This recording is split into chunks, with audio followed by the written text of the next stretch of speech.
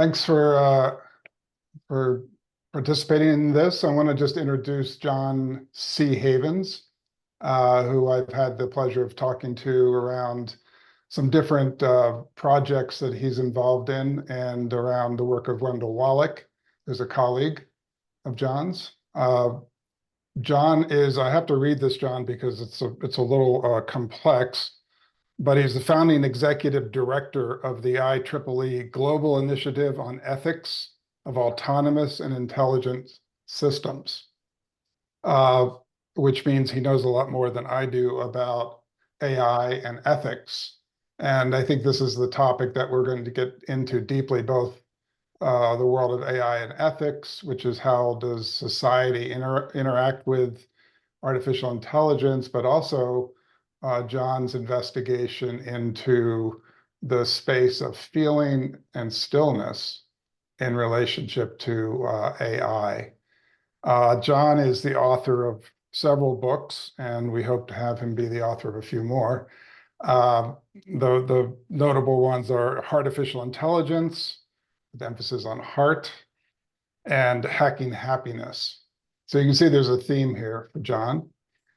So John, welcome, first of all. And can you just, I think let's start out by giving a little overview on what you think the challenge is in the contemporary world of artificial intelligence and ethics. Sure. And first of all, I just want to say thank you to Alex and to you, Stephen, and everyone I was having trouble with my computer, so I apologize that you may have had to wait for an extra minute. And thank you, Stephen, for the opportunity for the interview. I guess the challenge, I'm going to start from a personal level because then I can speak with some authority outside of expertise and all that, is for many years, not just with artificial intelligence, and I use the term artificial intelligence systems because in general, there's no robot or algorithm that runs without data. And my book from 2014 called Hacking Happiness, the subtitle is Why Your Personal Data Counts and How Tracking It Can Change the World. So it's been for quite a while that I've been deeply aware of how our personal data mirrors who we are. And what we're mostly used to, using some terminology I'm happy to dig into later, is what's largely used for what Shoshana Zuboff of Harvard famously calls surveillance capitalism, which sounds kind of negative or pejorative. It's not necessarily so. It means when people use our data to, quote, personalize or understand who we are, to then have us do different things. Now, the surveillance part is being watched or how data is being absorbed. The capitalism part is a certain system with an ism after it, which I'm happy to talk about, but sometimes terms separate people. Whereas to go back to the personal question, and Stephen, to wrap this up, and I like your question, Stephen, just because thank you so much, and I'll try to make them brief, but as we'll find out, I tend to TED talk with my responses, but hopefully it's useful. On a very personal level, having been in the AI ethics space now for about 15 years, and my dad was a psychiatrist, he's passed away. My mom is a minister in the Methodist tradition. I play blues music. I've played music for about 40 years. And then I went to college thinking I was going to be a minister. And I was a professional actor for about 20 years in New York City. So I bring that up to say a lot of the languages, to use a broad term, that I speak still in my life are not necessarily languages that are written in English or in code, unless you count musical notes as code. But as a musician, for instance, I learned years ago, I play blues guitar and harmonica. It's very easy, shockingly, to play too loud. There's an old joke amongst musicians, which I love, and I'll start with a joke to hopefully frame a positive feeling of the whole event, which I have being here, but I mean positive versus the dread of AI and all that.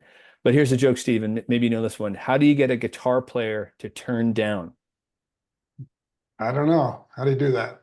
you put sheet music in front of him. Anybody? Any musicians out there? I love that joke because it's absolutely true. Anyway, long story short, the emotions and communication around aspects of AI, the reason I bring up data as a way to start the conversation is as a reminder that we, in many ways, are our data, or we are who we are. But then when you leave a conversation, quote, in real life, right? You're just talking to someone at, whatever, Walgreens. That conversation, if it's not being recorded, there's a form of data. Who you are lingers, the memory of the conversation. Now, what I've been thinking for many years is what does that look like when people tend to call it like a digital vapor trail? You sort of have a growing evidence of who you are based on your social media, tweets, and Facebook. And years ago, when people were like, but I don't use any of those tools, I'm not being tracked, I stopped trying to upset people with that question because depending on where we are in modernity, we are always tracked. London is the most tracked city in the world with CCTV, for instance. So rather than get all scared about how we're being tracked, and I dealt with that in my 2014 book, is more a question of wonder for me.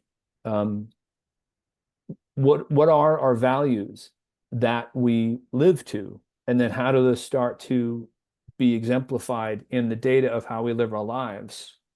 And in my 2016 book, Artificial Intelligence, I asked a question a lot of people have asked, which is, what does society look like when algorithms may know more about us than we know about ourselves?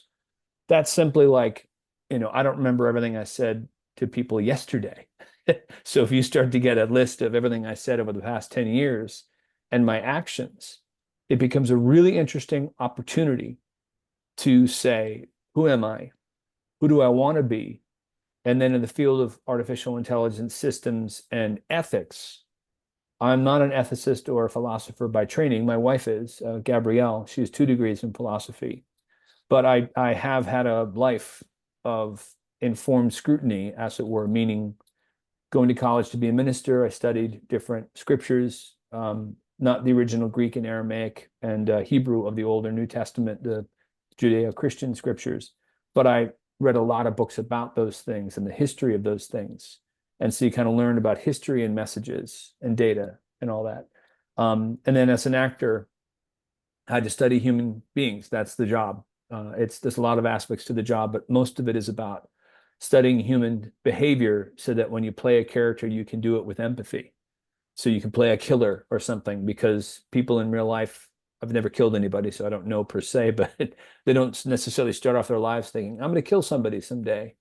So to play that person in a way that will be real to the audience, empathy is not meaning you agree with what they're doing, but you have to try to understand their humanity. Then my dad is a psychiatrist. I learned a ton from him. That's why my last 2 books have a lot about positive psychology.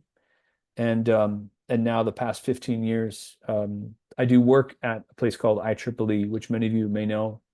It's the world's largest professional technological association. I'm here today as John, the author, just because I don't want to speak formally for IEEE. Anyway, I said I wasn't necessarily going to TED Talk, and I did. So I'm going to go back to you, Stephen, to see if that made sense or if you have another question. Yeah, so this is going to be broadcast out on YouTube and the NCN site. I would presume that some form of AI is going to be scraping data from what you just said and feeding it back to you and to me and to everybody in terms of marketing and forming the experience that I have actually in the world by feeding back the so-called data that it's scraping. Okay, so this is an endless loop of feedback. Now, you're involved in the attempt to create ethical restraint on that, because we can presume that an unfettered data field that's being manipulated by AI is probably not that healthy for human beings. Might be healthy for AI, but not for human beings. So my first question is, how do you see that ethical constraint going? Is it something that's actually going to happen, or are we just going to be overrun? Oh, it's a great question. There's a lot of layers to what you're asking. And again, if anyone on the phone or the call rather is trained in philosophy or ethics, I look forward to learning from you. I'm not a accredited ethicist, as it were, but I had, I think, a unique experience when I came to IEEE in 2015 and I'd written this book about AI and ethics and had interviewed a lot of data scientists, people like Stuart Russell, who's very well known for his work, or you mentioned Wendell, who's a friend who I respect very much, and his book Moral Machines. Some different sort of seminal guidance that I had when I started that work about 15 years ago is that, first of all, and Wendell would say this better than I would, also with his book A Dangerous Master, which I know you just re-released, and congratulations. AI ethics as a term, that phrase gets used a lot of different ways. Whereas to your last question, Stephen, I'll talk about applied ethics, which I think is really useful in these types of settings. So, for instance, if you have a any sort of problem you're working on, a question, most people are familiar with the term utilitarianism, which is a situation where there's sort of two basic binary choices, and there might be maybe an easier, quote, easier solution of, if one person dies to do X but can save 1 million people, maybe then that one person, it's, quote, okay for them to die. I find utilitarianism is a good kind of starting point sometimes for discussions, but then you move on usually to what's called deontological ethics. And these are just different frameworks. By the way, ethics also, when one says ethics is about morality, they're connected. But then that usually means someone has said, hey, that person or that idea is unethical. Like normally you don't hear someone go like, hey, that person's unethical, and it's a good thing, right? It's usually pejorative or a concern. But applied ethics is this sort of saying like, let's talk about this conversation coming from a viewpoint of a person who is a vegan as compared to someone who eats meat, right? If there's not any sort of political or ideological things that would separate those people speaking, you just know you're going to have a good talk about food from two different perspectives. Anyway, deontological ethics is a framework of who is right, but using, say, a little bit more maybe local governance or laws. I'm being very simplistic here. My favorite type of applied ethics is called virtue ethics, largely because it usually means the different traditions that I really like that value virtue ethics. You have to do something. You have to make an action to help other people, for instance, and essentially you're sort of testing a theory versus sometimes I find utilitarian ethics, especially, I've been in conversations where we all will talk a long time, but then there's no kind of application. So anyway, if that Okay, makes sense, Stephen, I'm going to pause and see what you think. so I'm in my advanced Tesla car in 5 years. And that car has been programmed to protect me from death, right? That's great, great. I paid extra for that. Elon Musk is happy. He's doing his thing. Uh, and I'm on a narrow mountain road where there's really no guardrails, and a child runs out in front of my car. Tesla decides to run over that child to save me. I might decide to go off the side of the road to save the child. So this is the kind of questions I think that we're going to have to ask about how AI informs our life. Now, take the same question into weaponry, for example, where we have weapons which are really faster than humans, right, in terms of making decisions of who lives and who dies. So this is just like the scratching the surface of. So is there, since human beings haven't figured the ethics of their, or the morality of their life out, is this going to be even a possibility before the surge of artificial intelligence overruns our capacity? Like, how do you see us addressing that on a broad scale? It's a great question, and you bring up something that's typically called the tunnel problem. And it used to be the trolley problem, where trolley is sort of an older term. The trolley problem, if you look it up, is someone looking at like Boston or something where there were like multiple trolleys, but the same setup. You know that one person could die and it's not their fault, or more than one person dies, or in this case, the child, an innocent, as it were, she shouldn't have to die either. Um, and autonomous weapons, a whole other very important question. So I guess here I'll jump to something that I've been working on for years that is a more of a solution-oriented situation, although it's going to sound unrealistic, and I look forward to conversations or questions at whatever point you and Alex think it makes sense.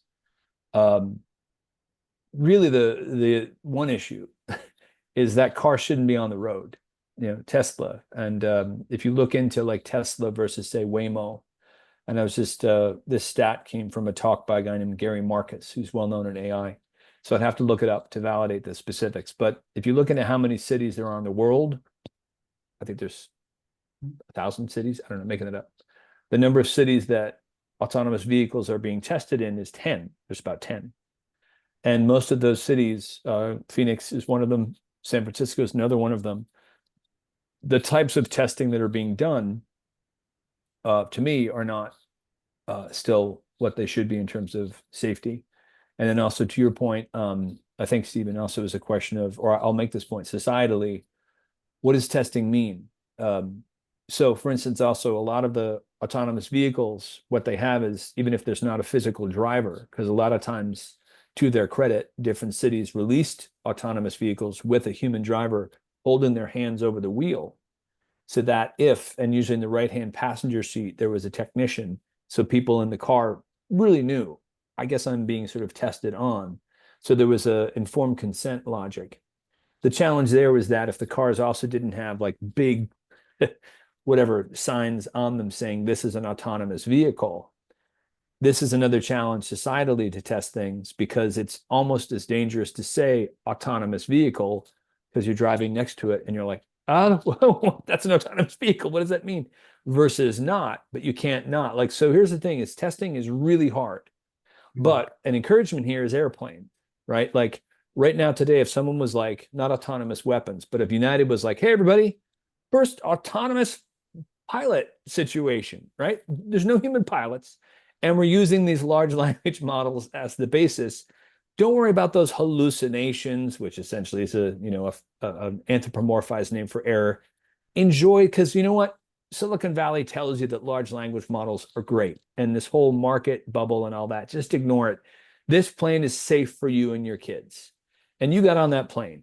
And what happens with most large language models, which is one type of artificial intelligence methodology, right? There's many. So if it sounds like I'm decrying AI, I'm not. I'm going back to your question about what does society say about testing, and what to me is the most unethical aspect of a lot of AI is like any technology, how it's tested and validated, and how the market drives what happens in the world versus safety, whether it's physical, mental, etc. But that plane, if you heard from a lot of your friends or read that every single one of those planes with these new types of large language models automatically had errors, that just the errors varied. Sometimes the errors were the engine exploded. Sometimes the errors were people didn't have video on their flight, but there was always an error. And then you heard, you know what? This particular new brand of the airline industry, they don't need to have testing. They just don't want to have it tested. It's too hard. You or we would probably say, this does not seem to make much sense. But in the world I'm in, or I know because of like mental health and personal data, the wide scale introduction of any tool, things like an Alexa, for instance, Alexa just was in millions of homes. And right away you had a voice that when it came out from Amazon was female. And there's all this documentation of kids going into schools, mainly in the States, I believe is the research, yelling at only female teachers because they were used to yelling at a female voice in their home. And so here, the opportunity, I'm picking on Amazon because what they could have done is what they ended up doing is they re-released Alexa to have a male, female, or androgynous vocal tone. And then also with this testing, there was this logic, what are people used to in their homes, especially children under a certain age? what is their behavior, which if you don't have with engineers and data scientists on your team, social scientists, psychologists, therapists, here's a shocking idea. Ready? Ready, everybody? I see some on the call. Women. Here's a crazy idea. Have women on the team, right? So someone might say in the testing, and because they'd be experts in AI, not just because they're women, but it also turns out that in this case, it was a very specific reason that it would have been good to have women, or maybe a vocal expert who is a man. But the point being, this voice is female, this is a thing.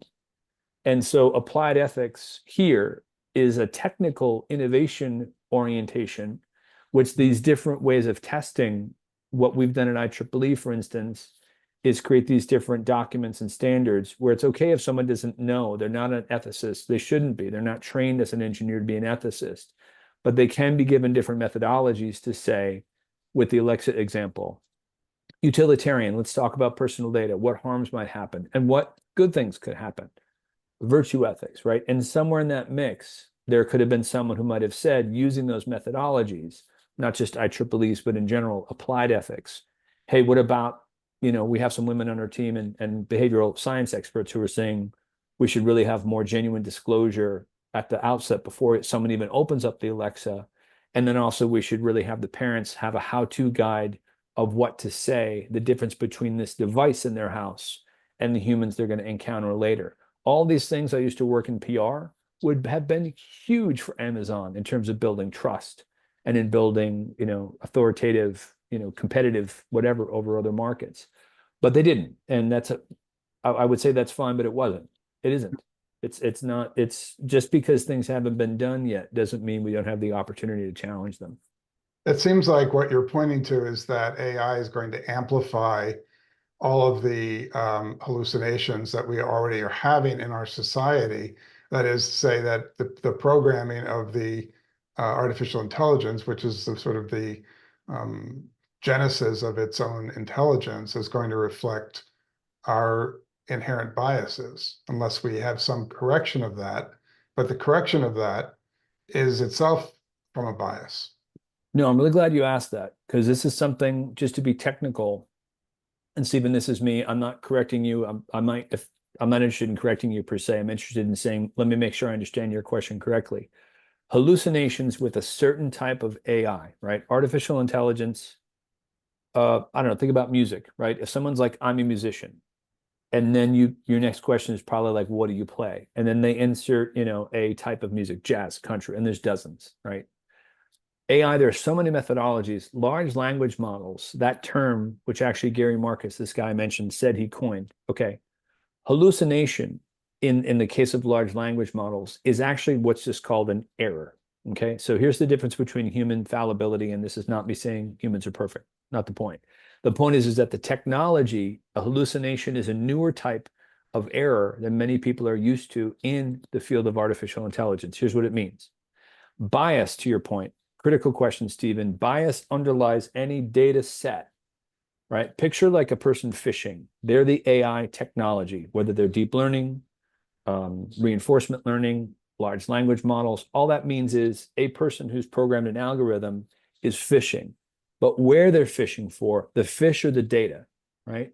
Now, the data set, just to build on the analogy, enjoy if helpful, is say you're fishing and you go into like a murky part of a pond, right? And you can't see the fish. Let's call that bias. Bias, first of all, is not always necessarily right or wrong, but it's directional. Where bias has, like a 50s or 60s era data set talking about like a medical setting, and it lists doctors as him or male using those pronouns and nurses as she, those would obviously show like a bias towards, a sexism or an era where those things were assumed. So knowing those biases, first of all, you might want to strip them, or you might want to say, hey, this data set, we're doing something about historical changes over time. So you want to analyze, well, how did the pronouns change, right? But the point is this is exactly to your point, Stephen, what biases can be reflect if the data sets, things are pulled from the data sets and they go into that algorithm. And for instance, there isn't that knowledge on whatever level about whatever, then the output in that example, the bias could be sexist in terms of the manifestation of the AI tool, the robot or algorithm that's being used, the chatbot. The reason I point out the hallucination thing is an accuracy point here. If you create, say, a resume with ChatGPT or one of the other large language models, what you'll find will happen, especially if you do it 3 or 4 times, is you'll do your resume. And by the way, a lot of the tools are very helpful. So this is not me decrying universally the use of large language models. But a hallucination is when you create, say, a resume, and say you have 10 actual former jobs that you've listed. A hallucination, which happens quite often, is an 11th job, which never existed, will appear on your resume. Right now, again, Stephen, I know where you were coming from, but my point is, sure, humans might lie and invent something they didn't do, but that's different in the sense that that's a human, with premeditated intent doing that. Here, the logic is the machine where you're fishing, a large language model is like tens of thousands of fishing poles in hundreds of thousands of ponds, aggregating stuff where the answers, in one sense, make the most sense. But those hallucinations sneaking in are beyond dangerous because in medical cases, there's now a lot of things like where something as simple as people create cookbooks. This came out just 3 or 4 days ago.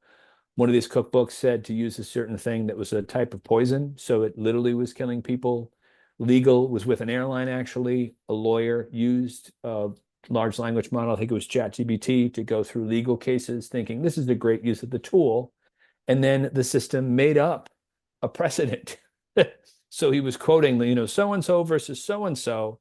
And then one of the lawyers was like, that never actually happened. I looked over here and you cited a Chicago legal situation. That's not listed. It literally never happened. So the reason those hallucinations are so much more dangerous, to use that term, danger, than other forms of mistakes or errors is because of the frequency they happen in all the different large language models with every single query that happens. So I equate that to, like, I don't mean to mock this, but I used to live with a guy who was a compulsive liar. I forget the term, and again, I'm not trying to be funny about this, but when he said, be aware that everything I might say might be a lie, there's an old riddle about that where you don't know if that's a lie. Well, that is what hallucinations are in these systems. That's why I have such a hard time with a lot of these different models, because hallucinations are a different type of error than we're used to what humans have. But to your point, Stephen, yes, biases can certainly be reinforced with any of these different types of models. I'm not sure that that's that different than the human mind, actually. When we reflect on how I construct my reality, it's basically hallucination all the way through. It's approximating reality, and it's making up the tonality or the flavor of it, of like, I'm really great, I'm really not so great. There's a lot of qualification going on in my psyche that has nothing to do with any kind of actuality. So this is, again, if I'm creating AI and it's scraping all of us, and all of us are generating realities that are essentially our personal hallucination, right? Well, again, I just wanted. The result of that is going to be, it seems to be as unhealthy as a lot of what we're generating in our culture now without AI. Well, that I'll agree definitely too. And by the way, I'm only doubling down on this because as people who create the systems, how the sort of knowledge of how humans interact, like in this hour, right? You, Stephen, the person that you are, and we're getting to know each other better, or whatever. If when I saw the replay of this, someone commented on, well, that 10-minute portion where Stephen talked about neo-Nazism or something, and it didn't happen, right? I'm only giving that example as that's the type of thing that would be a hallucination, where I understand what you mean. Like, you might not remember, I might not remember certain shades of this conversation unless we watched it again. But in general, by the way, I'm be very clear that I don't think we're going to talk about neo-Nazism for 10 minutes. But the point is, if I watched it back and then you were talking about neo-Nazism, right? And I was like, wait a second, I was on that call. That didn't happen.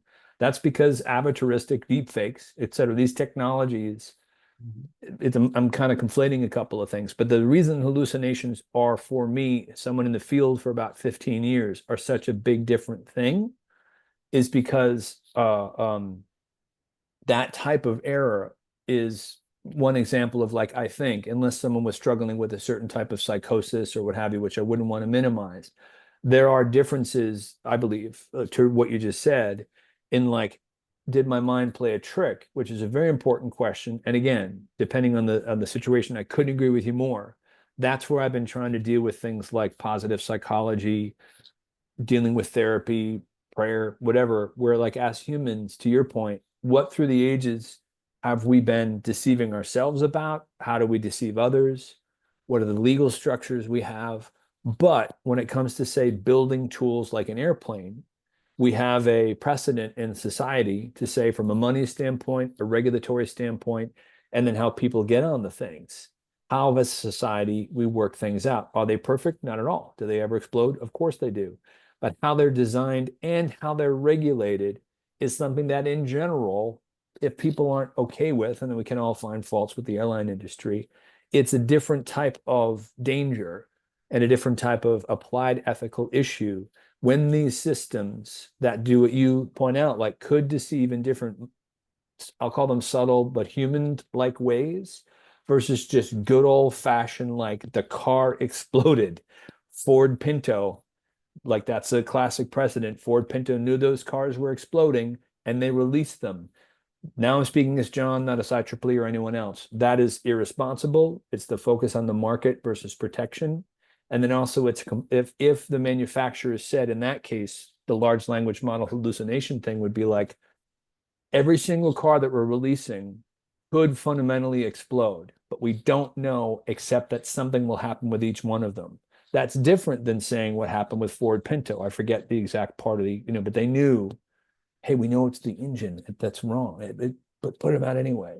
Here, if society says, hey, large language models say this hallucination thing is not a big deal, and over and over and over and over again, multiple times with each of the different companies, we see these pronounced errors which fundamentally risk physical harm, mental harm, etc., then my answer is, well, let's use other forms of AI that still do great, great work, and let's avoid the market hype bubble obsession with these certain tools, where now I'll use the term hallucination back to where I think one of the ways you're using it, it becomes a global narrative that it's worth it.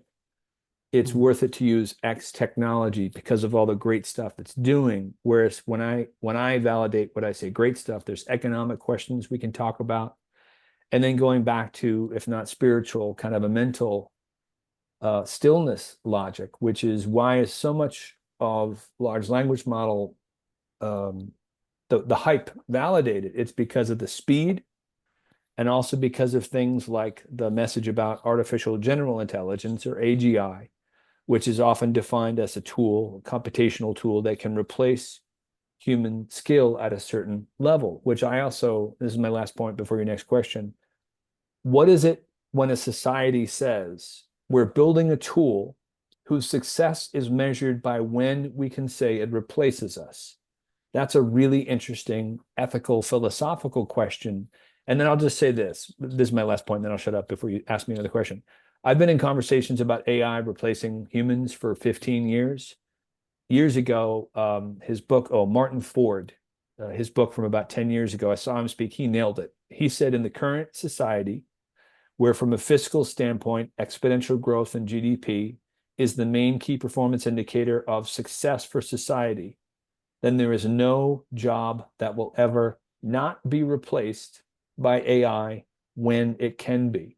And I thought it was a wonderful way for me to then level set. It's not saying companies are evil or governments are evil, right? Ethics and morals, let's move that aside. In a society where the reward is exponential growth, then a tool that helps with exponential growth that happens to replace human workers being replaced is not the ultimate goal of that society. It's exponential shareholder growth, speed, and productivity. So rather than be angry about it, which I still can get angry, I'd rather say, how can we change systems so that the shareholders, along with everyone else, all the pressure isn't just about speed and whatever else. And then we go back to the question of having more time for testing, and then the Alexa situation or the tunnel problem. Society having more time to test, that is an ethical issue that I've, tried to support for years, thinking about new ways we could do it. Okay, so the title for this encounter is Stillness in the Age of Algorithm. And since I didn't know exactly what you had in mind with that, I know you were toying around with a book proposal. I decided to use ChatGPT to ask you a question. So I want to just read what AI wants to ask you about stillness in relation to AI. Stillness in the age of algorithms. Why do you believe it's important in today's tech-driven world? What are the key challenges you see in creating effective regulations in AI? So AI generates basically a ninth grade Q&A for you. But my question to you is, there's something that you're pointing to in this question of stillness in relation to this hyperdrive to roll out AI and basically to create wealth, which will be concentrated in less and less hands. And there's sort of like a hyperactive quality to the whole thing that's driving a kind of vibrational quality that's impacting all of us.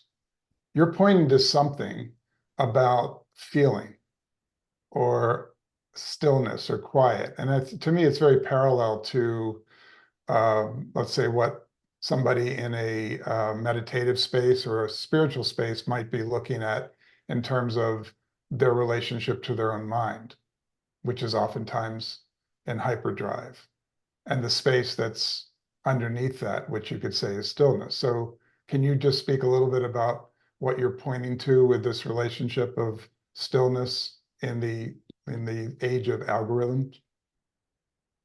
Sure, and thank you for asking. And that's interesting what ChatGPT said. I don't really understand it, which is not that foreign to me when I've done these different queries. But rather than focus on that, there's a wonderful book.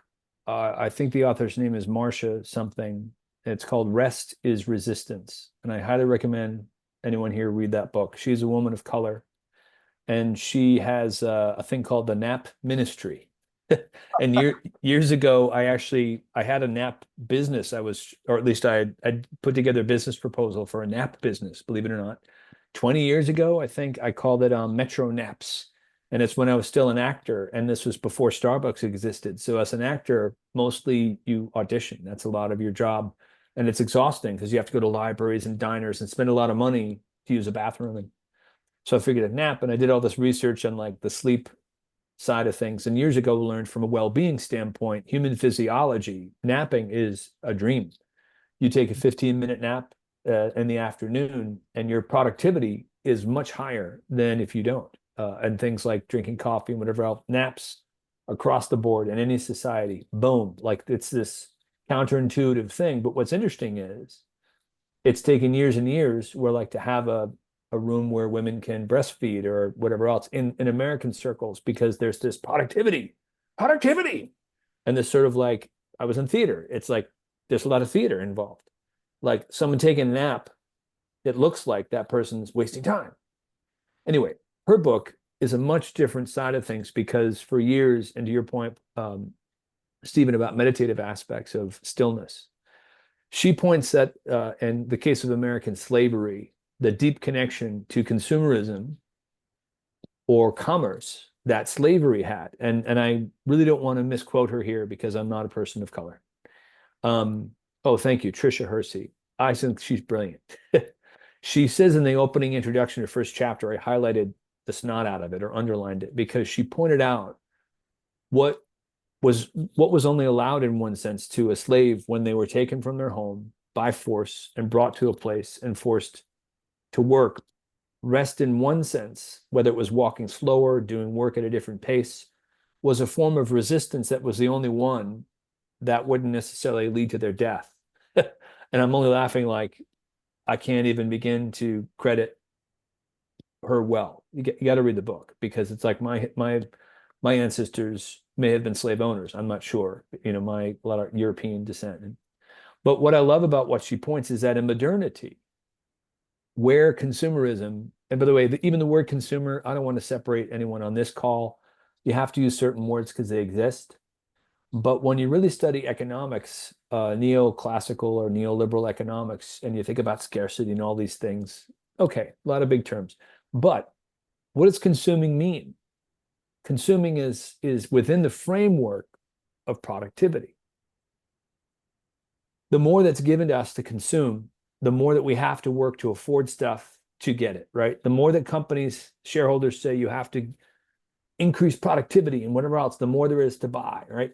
And Americans, in terms of like climate and all these different things, like our consumption habits, I'm in New Jersey, we're one of the worst states, me personally, even. So I don't want to sound like a hypocrite. I'm like 150 times, I consume about 150 times as someone in India, for instance. So I bring that up because it's a thing. This is not me saying a term like climate change. It's, I have X amount of plastic in my life, gasoline, whatever else. I just do, as compared to someone in India. Now, that disparity, who cares, to your last question, in one sense, right?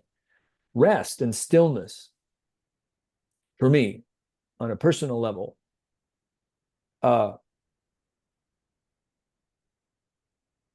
there's a spiritual opportunity. I'm going to say spiritual because it's, for me, beyond mental.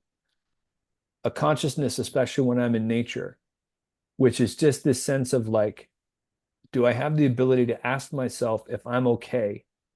Meaning, is John okay as a person? I don't just mean, am I feeling well, but am I okay? Why do I have the pleasure of talking to all these wonderful people on this call? How did I get so lucky to have, Stephen or Alex arrange this conversation for me? I haven't heard yet from Vivian or Howard or Dave and all these wonderful people. Who am I? you know?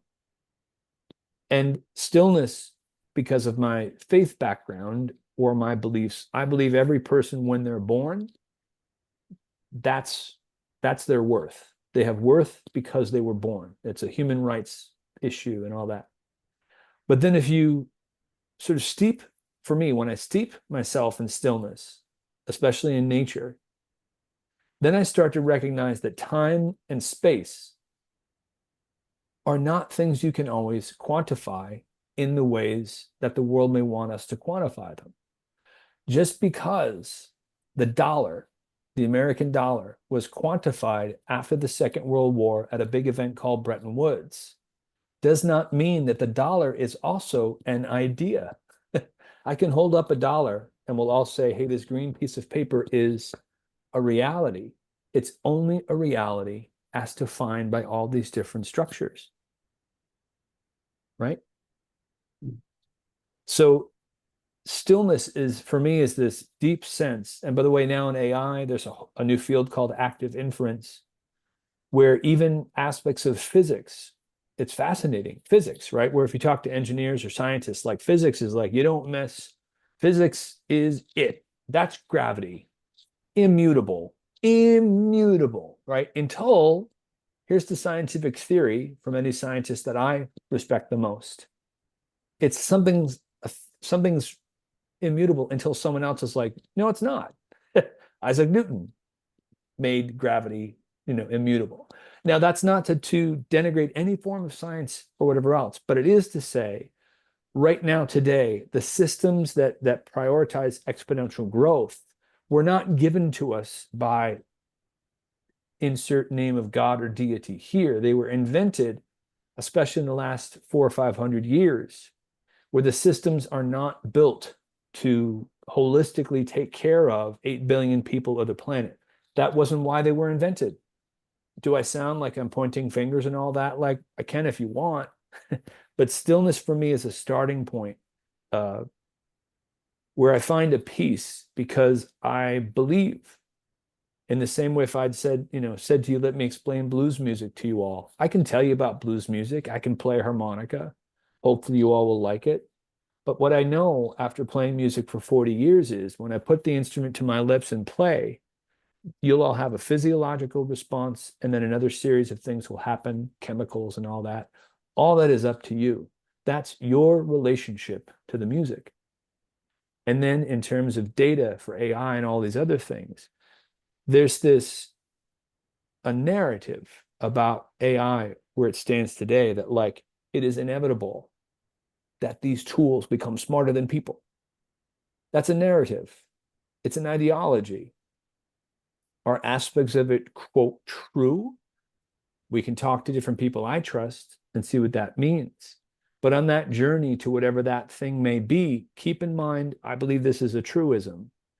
While you're looking for something that could come true, as scientifically validated as multiple parts of it are, then what you're actually doing is waiting for something with a faith. You might call it speculation in the science world. That's usually what they call it when I come up with things that sounds kind of unrealistic.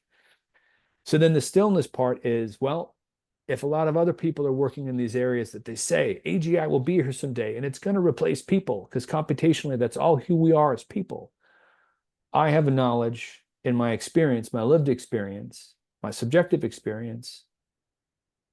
When I act for years, there was a consciousness that happened between me and the audience that if I was doing my job well, I wasn't trying to say, Stephen's going to laugh at my joke, because that's up to Stephen. I had to deliver the line to my fellow actor and be true here.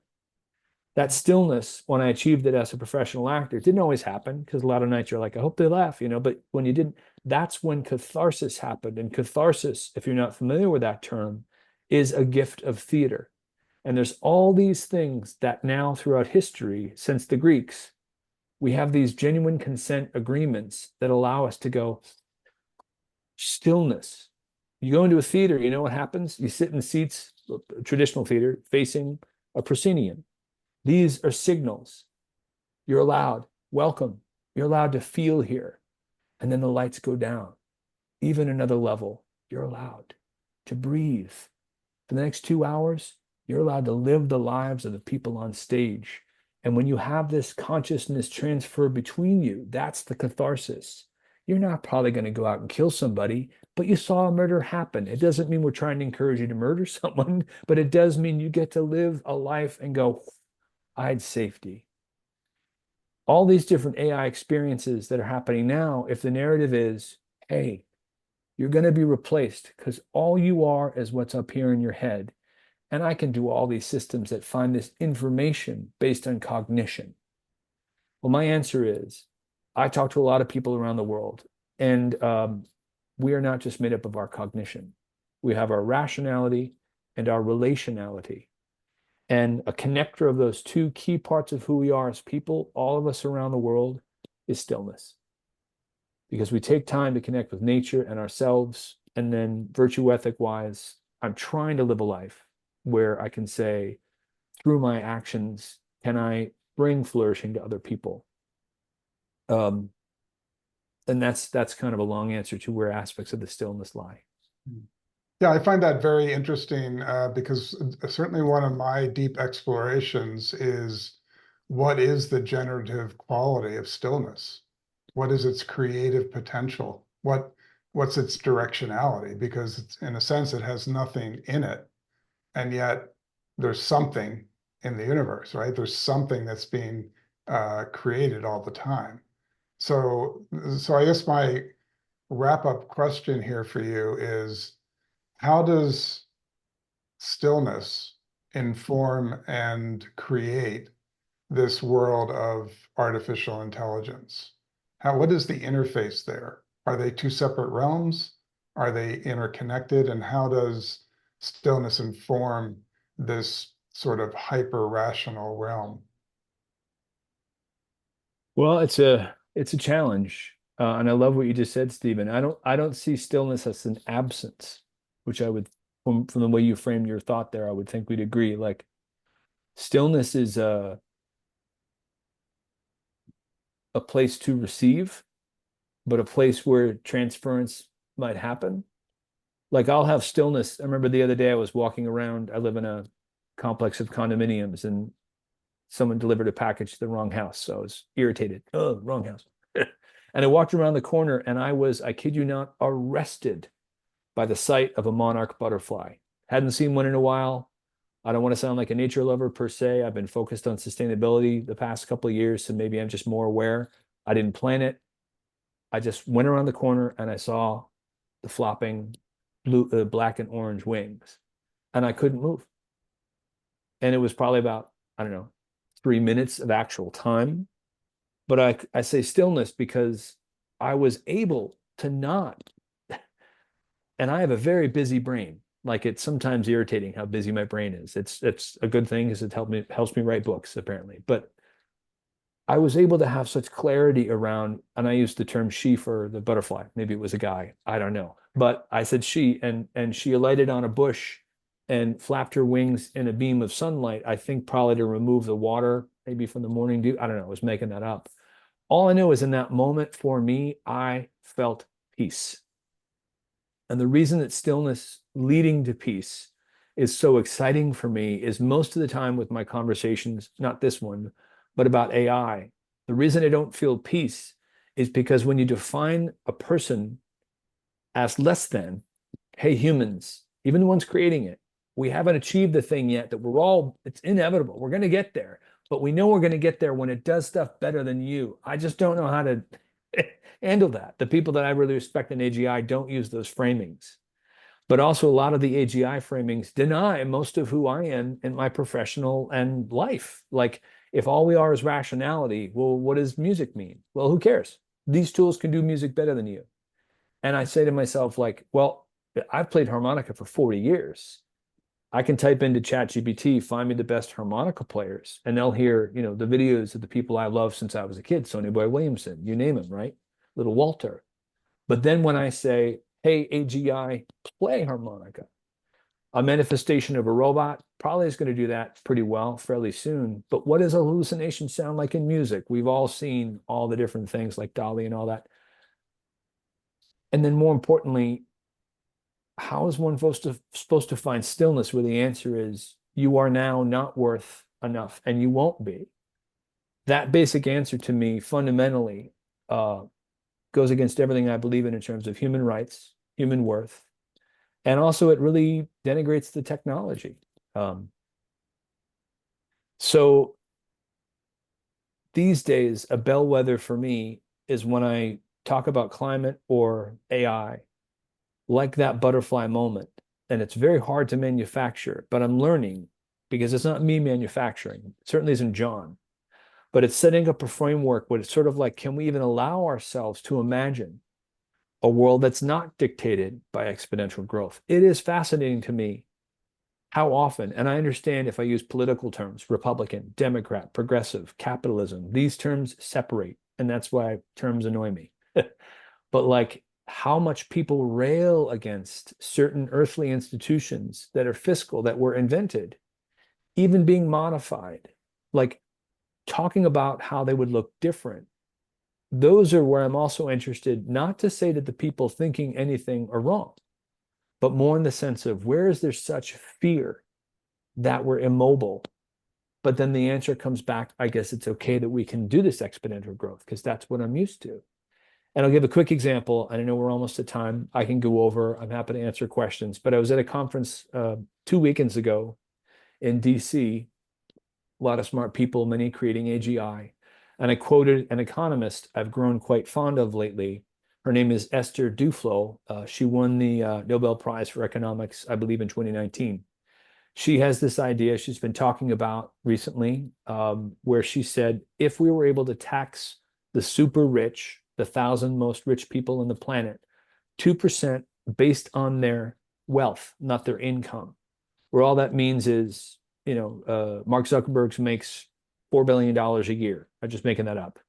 But then he invests another 3 billion. I'm making that up, right?